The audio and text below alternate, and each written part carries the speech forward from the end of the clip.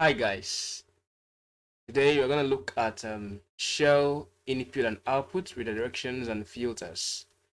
All right, and it is very essential, like we all know, that we need to read the resources very well, hence to understand better. Added to this video, it's going to give you more understanding. But today we're going to do this video in a very different perspective from what you've been doing so far. All right, let's kick the ball rolling now. These are the basic tools that you're going to use throughout this very project, okay? Echo, card head, and the rest of them. Now, we're going to take time to understand each of these tools, how they work one after the other.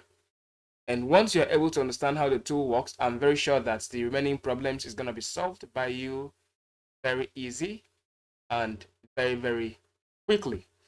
All right, let's start. Let's see how this works. I took time to arrange this for you. Echo means used to display content on the standard output or to write into a file. Of course, all of us know what echo does and how to apply it. Let's see. If you say echo, my name is Engentech, all right?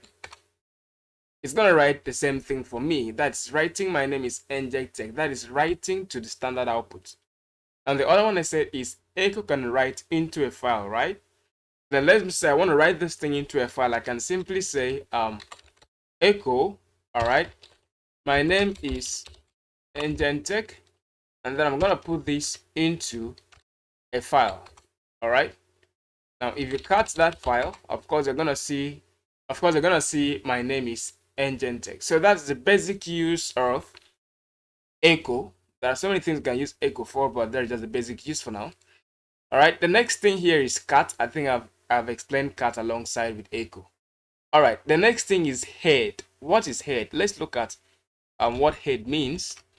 Okay, look at it here. Head means used to display the first 10 lines of a file on the standard output. All right, that means if you have, let's say, 50 files, 500 lines of content in a file, and 1000 lines of content in a file, it will display the first 10 lines for you. Okay, let's see to that. Let's create a file called file, all right? And in that file, let's have let's say 20 things inside. Let's go. Let's use Emacs file. All right, let's open the content of that file, and then let's have something like 1 2 3 4 5 6 7 8 9 10 to like 20. Okay, so we have this content 1 2 20. All right, now let's see what head does. If I say head file, you can see it's displaying the value from 1 to 10. That means the first 10 lines is the work of the head. It's going to display the first 10 lines. All right. The next one here is tail. Tail is opposite of head. All right. So if head displays the first 10 lines, it simply means that tail is going to display what? The last 10 lines. All right. That's from 11 to 20. Let's try that. And then we say tail. And then we call the file. It displays the last 10 lines from 11 to 20. So that's what head does at a basic level, and that's what tail does too at a basic level. So let's clear the screen and look at the next command here. The next command here is WC. What does WC mean? Let's check on our PowerPoint. WC means used for count, for word count, all right? Used for what? Word count, all right? Let's apply and see how that works first. So let me just use the WC on the same file, WC, all right, and file. You can see 20, 20, 20, 20, 20, 51 file. What does that mean? Okay, the first 20 shows the number of lines we have. All right, we had 20 lines of content, 1, 2, 3, that was 20. So the first 20 there shows the number of lines. The second shows the number of words we have, and then the 51, the last line, shows how many characters are present in the word count, and the last one actually the file name. Now let's add one more line to our content. Let's say we have something like let me echo something inside. um another line. All right, remember you're going to use 2 to add to the content file. All right, let's wc again. Now you can see that we have 21 lines. Okay, now we're having 22 words because I said another line. This is counted as 2 added to 20, it becomes 22 words. And then if you count the characters, everything that we have in this file, we have 64 characters. Okay, you can choose to use flags to reduce those bogus values. Maybe I just want to count only the lines alone. I want to count only the characters alone. I want to count only the words alone. You can do that. Let's say I want to count only line. I can write wc, and then the minus L stands for counting only lines. That's the flag to count only lines. Then the file name is gonna give you just 21, which is 21 lines we had in there. You can man wc to have more knowledge. We can see minus C prints the byte count. How many bytes do we have? The minus M prints the character count. How many characters do you have? Minus L prints the line, and lots more. You can go through them. Minus W print the words. You can go through them and find out which one is more better for you to use, depending on you. All right, let's go to the next one here. We got find. What is find? How do you apply find? All right, coming here is a find, search for a file in a directory hierarchy. Search for a file. Okay, let's see how that works. But before then, let's clear this screen first. All right, so let's say we want to look for a particular file. Let me just list this content. I got like 3 files here. We have the file, the git, and then the try. All right, let's clear that. And then I want to find out if I have try file in this very directory. I can say find try. Okay, it prints try because that file exists. Let's say you have this challenge that you have, let's say, up to 1,000 files in your work, and then you want to know if a particular file exists. Let me say, like your last project, you had something like 22 files you created, and then maybe you don't have that sharp eyes. You want to know if you created that file called 0 or 10 something something or whatever file you want to find, and then you're not really sure if the file exists in that directory. So you can use find to find out if that file exists. Let's say I want to find out if the file exists, so I can say find file and then enter. It prints file for me. But if I say find, let's say 0x01 and then hello world, that's gonna be a C program someday. Okay, it's gonna tell me such file do not exist. All right, so that's the work of file at the fundamental level. We are still gonna explore more of file later. Okay, all right, that's sorted out. Now we have the next one called okay, we've talked about WC actually. Yeah, we've talked about WC. The next one we have here is sort. Okay, let's see what sort does. So sort here is used to arrange content of a file in ascending or descending order. Let's say it's not limited to this alone.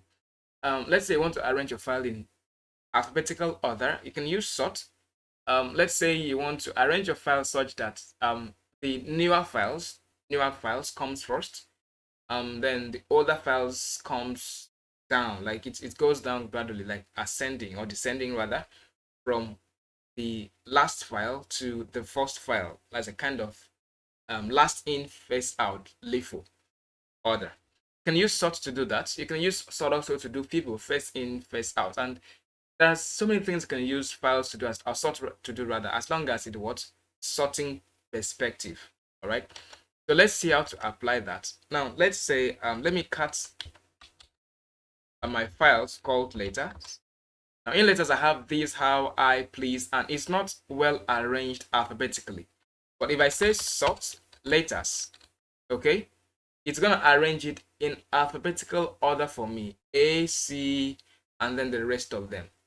Okay, so let's see. I want to arrange them such that the last one comes first. That's in time manner, and I don't actually know how to use that. So you can simply sort to look at the flags you can use to perform those functions. So if you just look at it, minus B, ignore leading blanks, minus D, dictionary order, minus A, ignore, and all that.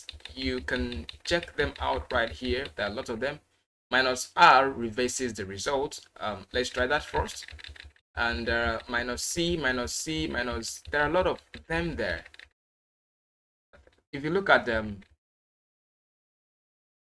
there are a lot of them there. You can find out. You can just try them one after the other to find out what they do. So let's try that reverse first. Let's quit this and then say sort minus T and then latest. It was R rather.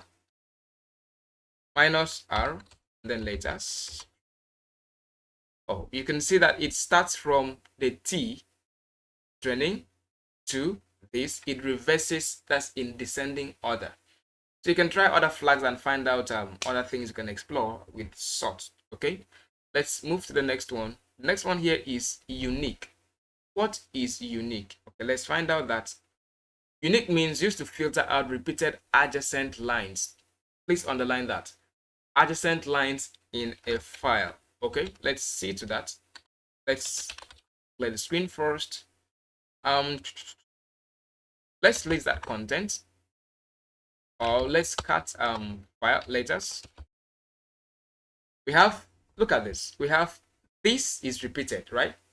There is this here, there is this here, there is etc. here, there's etc. here. So let's see what the uniq will do. Okay, so let's apply uniq to letters and then print. Now you can see that instead of the two etc, we now have one etc. One is deleted because it's repeated, but this is also repeated. So why is it not removing these two? That's because it is not adjacent. It only deletes adjacent lines. Adjacent lines. Let's say let's have two lines here. Let's echo something inside. Echo, this is engine tech. Okay, let's put this in the letters also. Let's repeat that again. Echo, this is engine tech. All right, you put that in the letters also. Okay, so let's cut first and see, and letters rather. Sorry, let's clear the screen. There's a mistake there. Let's cut letters again. Okay, you can see this is engine tech 2 here. So let's apply uniq to letters. Now you can see we have only this is engine tech 1 and then etc. 1, but this is repeated because it's not adjacent. But if you want to actually apply it, what will you do? We need piping. All right, what's piping? I'm going to explain as we proceed the video, but let me just use that to explain something here about piping. Piping is allocating work to people and in linear form, not simultaneously, linear form. Linear, that means that the first person has to finish his work, give that work to the second person to continue from where the person stops by doing another thing. Let's take, for instance, in school system, or let's say in a company where transactions are done. Now, sometimes it is not only one person that verifies receipts. The first person will verify the receipts, then after verification, give it to a computer clerk who will now check the authenticity of your payment. Those are two things. The first one checks the physical receipt, if you've actually paid, if there's a stamp from the bank or something like that, if it's original receipt. And when you're done, get the receipt, give to the next person who is going to use computer to find out if you've actually made the payment. All right.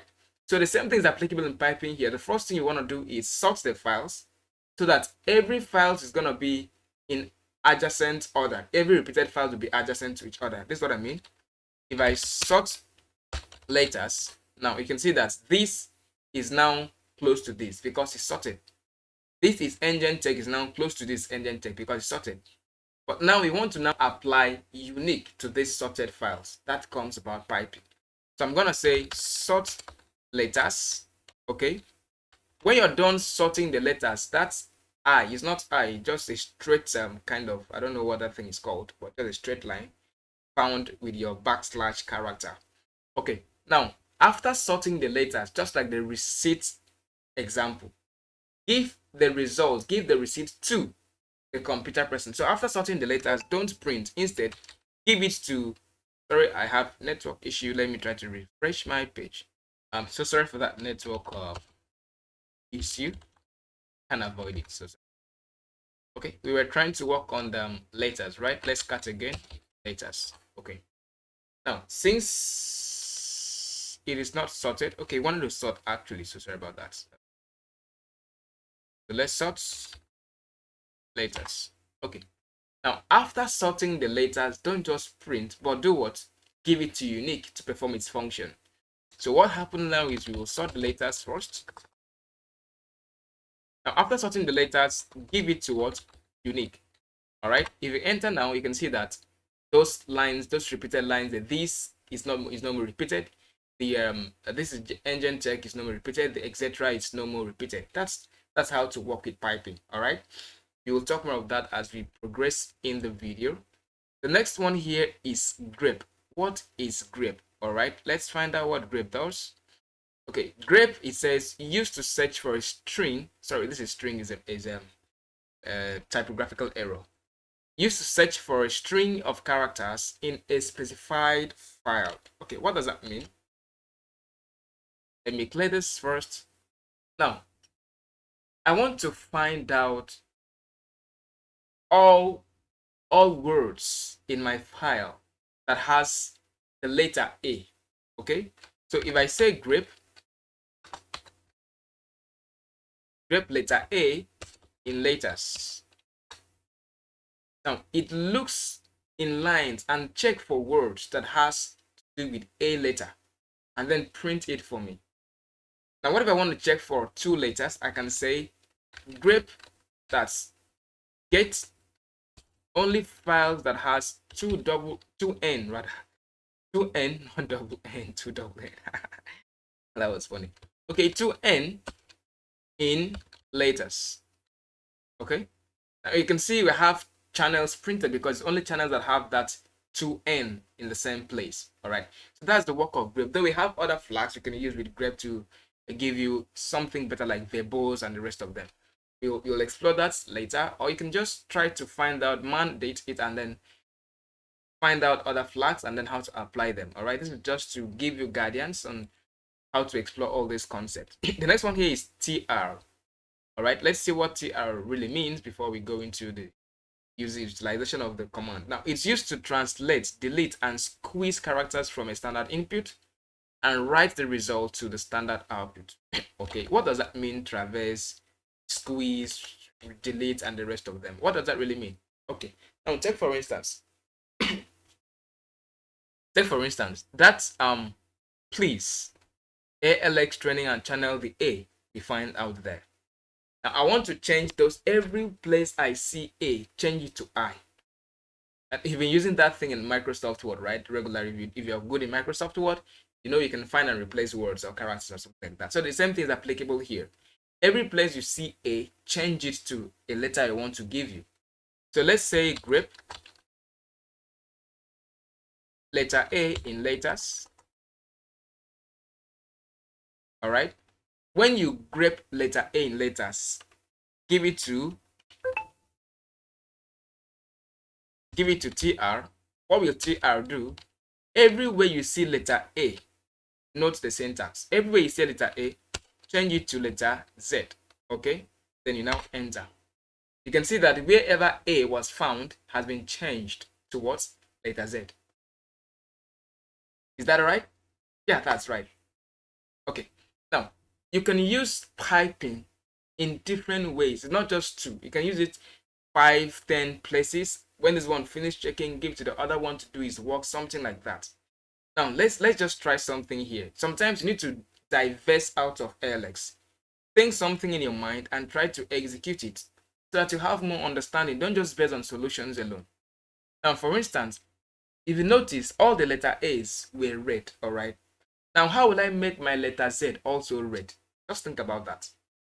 How would you make your letter Z's to be red also, so that when you change letter A to Z, also make those letters Z to be red to reflect that I've changed something? Can you try that? Give me your result in the comment section. I want to see how you do that.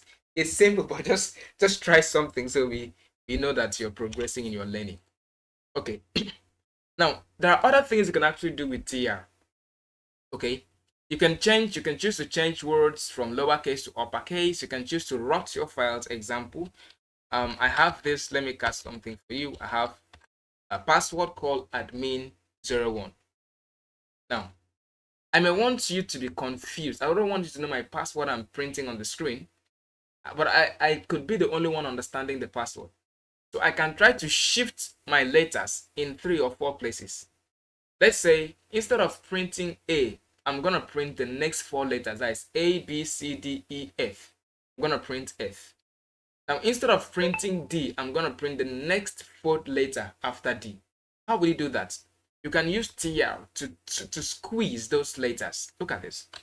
I'm going to say cat password, and you can't use TR alone. That's just one thing. You have to pipe it.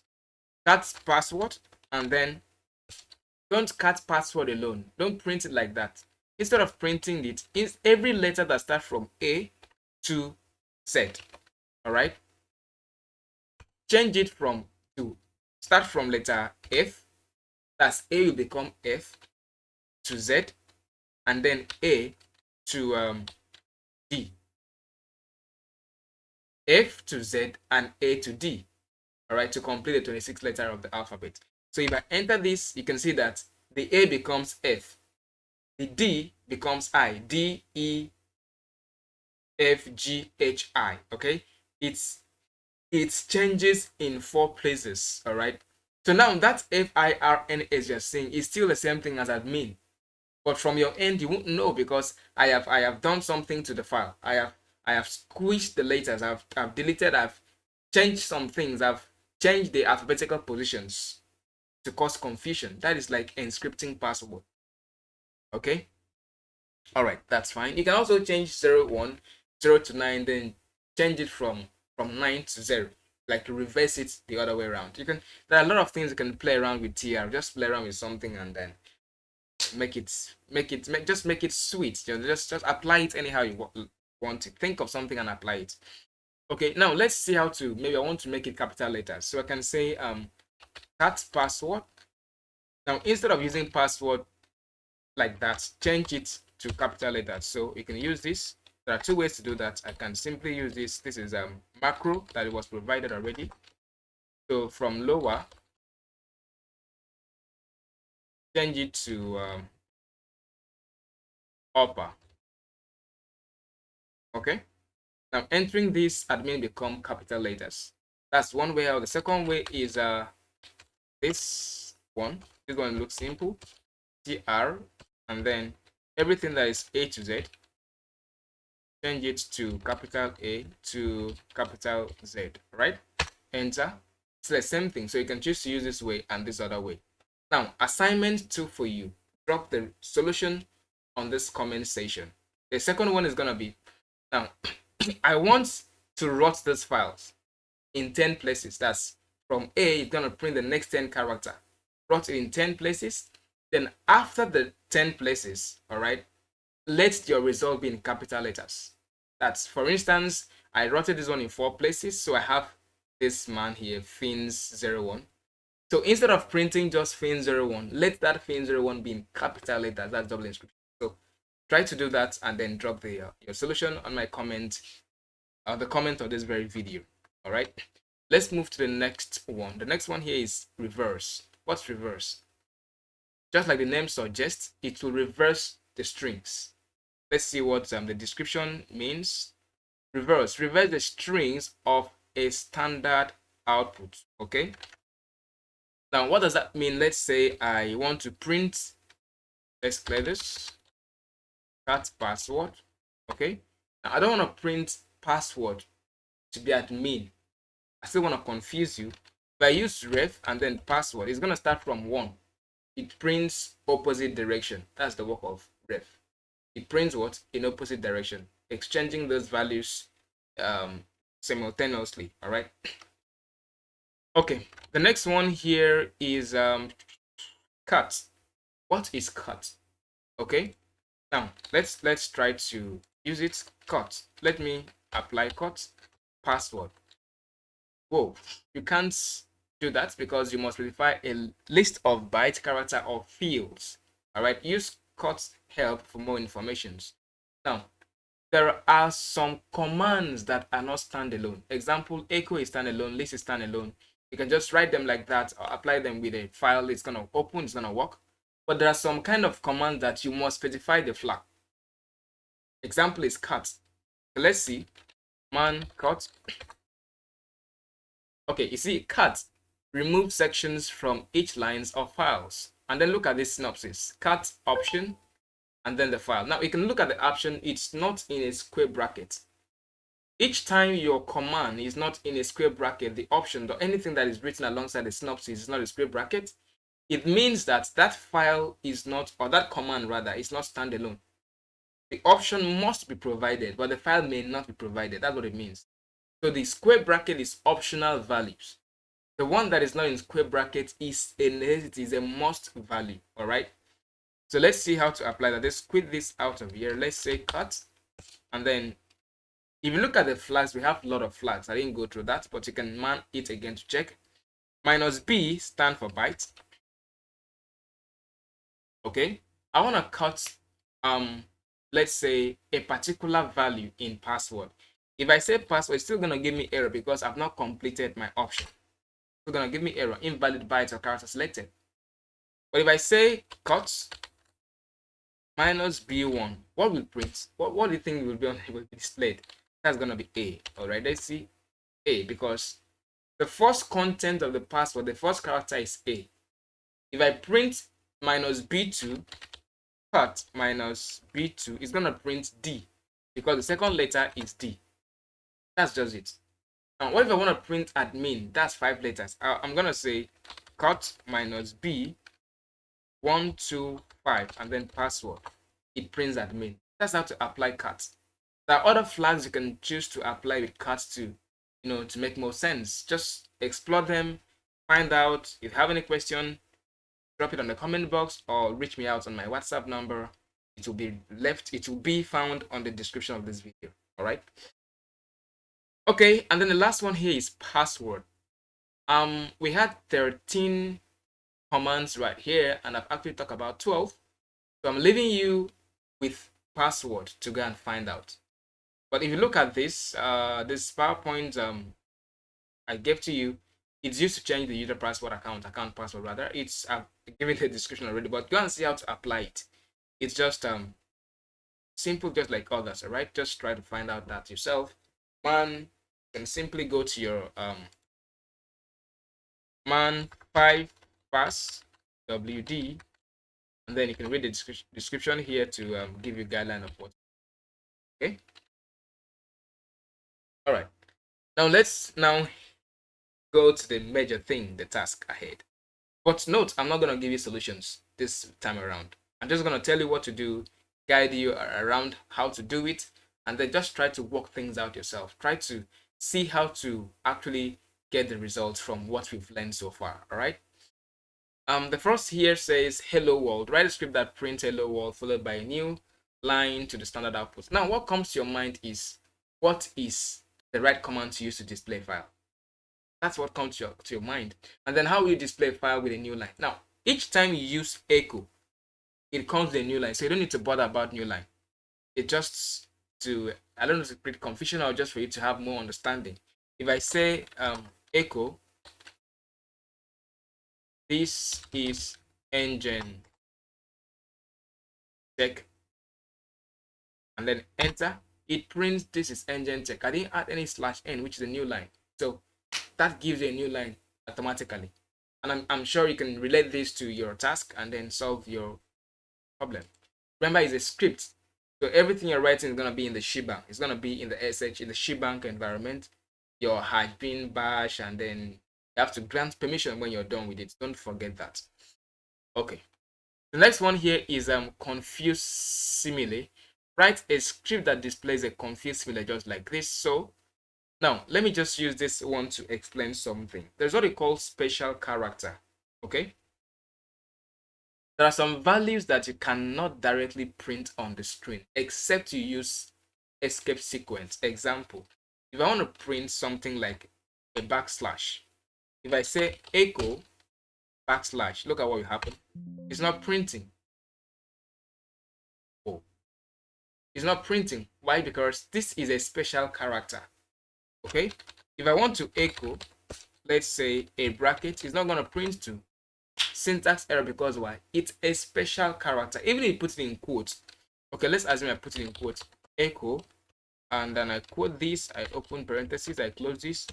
It's still okay. That one is printing fine. Okay, let's see echo, and then let's put this backslash in same. It's not printing. Okay, so special characters do not print except you use what we call escape sequence. So if I want to print that backslash, what I will do is echo, or let's end the command, echo // the first slash there is for escape sequence. The next value coming, the next special character will be printed.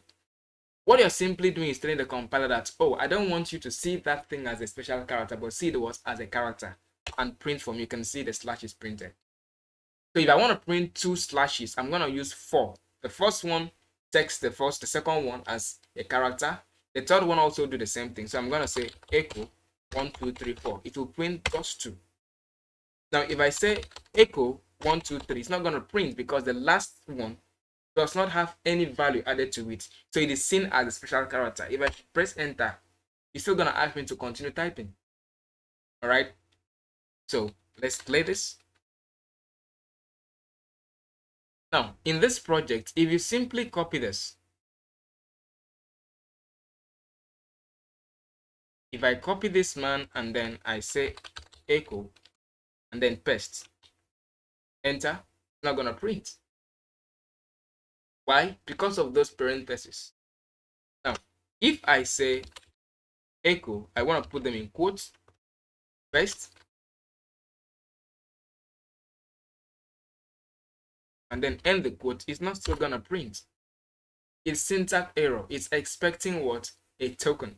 So how will you do that? You use the escape sequence. That is, I would say echo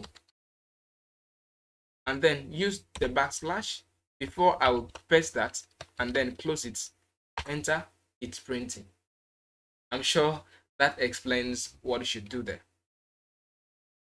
Okay.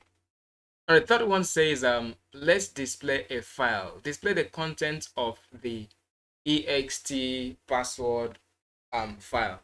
I'm sure we can do that. We know how to display content of a file. So let's move ahead. The next one here says display the content of 2 directories, 1 here and 2 here. Can you really do that? Yes, you can. Sure, you can. Let's see something. Let's list this. Let me clear the screen. Let's list this. We have a lot of files. So let me try to print letters and password at the same time. All right. You are asked to display the content of this file. So I'm going to use cat. Okay. I want to display letters, content, and at the same time display password.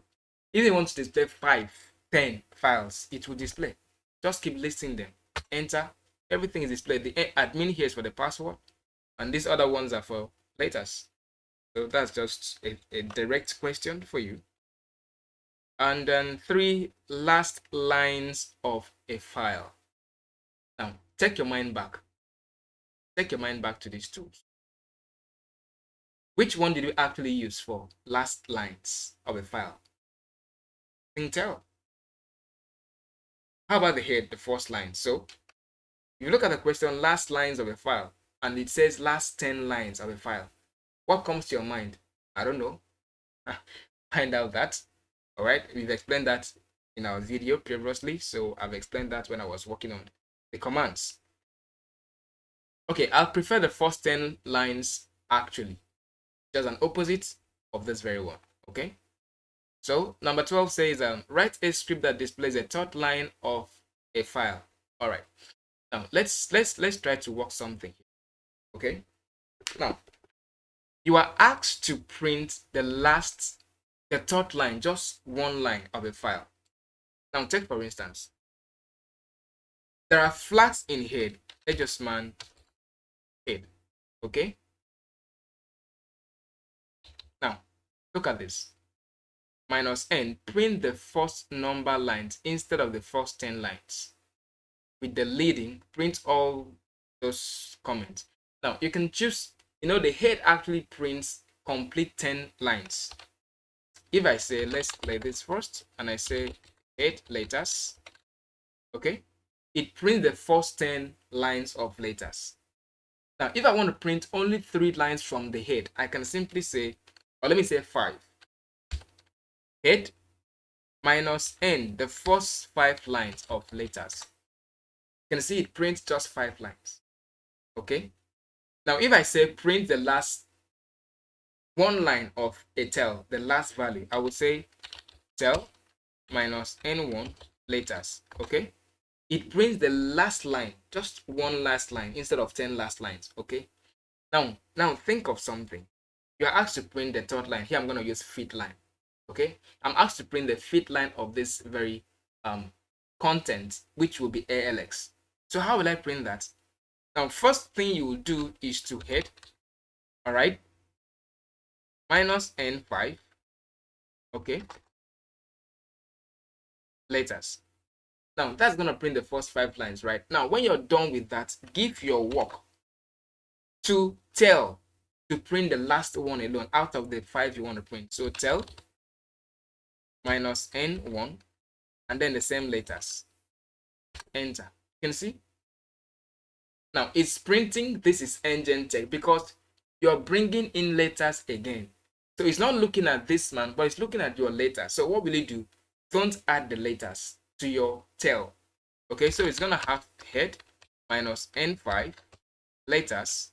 Okay, give it to tel, whatever you print, to print only the last line minus n1. Enter. It prints ALX. That's the fifth line from this. This is 1, 2, 3, 4, 5. Just use that idea and then look at your task. I'm sure you'll be able to do it. All right, the 7th one says it is good file to cut ions without making noise. Write a script that prints this. Whoa. Now, there are a lot of special characters here. I'm not going to do this for you, but let me just take some parts out of it to guide you on what to do. Now, let me clear the screen. Okay. Now, if I say echo and then I paste that here, look at what happened. Not printing anything because of these special characters here. So what am I going to do? Just look at what I'm going to do. Let's clear the screen. Okay, I'm going to say echo. Now, the first slash there will have another slash. That becomes 2 because the first one will stand for the escape sequence. All right. And then I'm going to bring another one to bring in star. Star is also a special character. Another one to bring in this one. Another one to bring in this one. Another one to bring in the colon. And another one to bring in the quotation mark. Then I'm going to type best who. Then another slash to bring in this quotation mark. And then I print it. You can see that we have the exact characters here. If you can look at the screen well, we have exact characters here. So what am I trying to do? I'm adding backward slash to every special characters found on this value. I hope that is very clear. Try to repeat that very place. If you don't understand, you'll understand as you progress. All right. The next one says save current state directory. Write a script that writes the result of this ls-a into a particular file. And that's very simple. Now let's take for instance, let's clear the screen. I want to list minus L, long list. Now I have this. I want to write the result of this man into another file and then save it there. Now how do you write into a file? You can use echo to write, or you can use cat to write. Okay. Now let's see how to apply, if the two will work or one will work. Now the first thing you do is ls minus l, right? When you're done with this, don't print, but rather give your work to what? To cat. All right? To take these files and then save it into a file. Let me call that file check. All right? Enter. So let's see if we have the file check there. Let's list again. You can see check. So let's see the content of check, cat, and then check. You can see we have these files. What we had here has been printed into check. Can you see that? It's just a matter of thinking to apply the pipes. Most of these tasks are piping. All right. Now let's see if echo will work also. Let's list minus L and then the result, echo the result into, let me say, check 2. Okay, enter. So let's see, let's start check 2. That one is not working. So echo is not the right command to use, but rather cat is the right command to use to write the standard output into a file. All right, echo prints what you write on the standard output, while cat will take the standard output and save it somewhere for you. I hope that it's clear. Okay, 9 here says duplicate last line. Duplicate last line. How do you duplicate last line? Let's play this. Let me list the content of letters. Okay, now I want to duplicate this engine tag. So how would you do that? Okay, so let's see to that. We first we need to get the last line. Okay, so how do we get the last line? We can say tell minus n1 is the last line of letters. When you're done with getting the file, don't just print it. Instead, give it back to what? To let's use cat that file and then add it into letters again. All right, enter. And let's listen and see if we have 3 lines of this is engine tech at the end. So cat letters. Now you can see it becomes 3. So what happens there is I will get the last value, which should have been printed in the standard output. So I now get the standard output value again by using cat. Now this double quote means add. If you're using 1, it will overwrite the content. It will delete everything in that letters and put just that line. But when you use double, it means continue adding to the existing content. I hope that is clear. All right, and then the next task here is actually about deleting all files. That has to do with the .js extensions, but the video is actually getting so bulky, so I'm not going to continue with this very part 1. In the part 2, we're going to look at how to solve the remaining task within this project. Note, I'm not giving solutions, I'm only giving you guidance of what to do. So until then, bye for now, and ensure you subscribe, like, and share this video. Bye bye.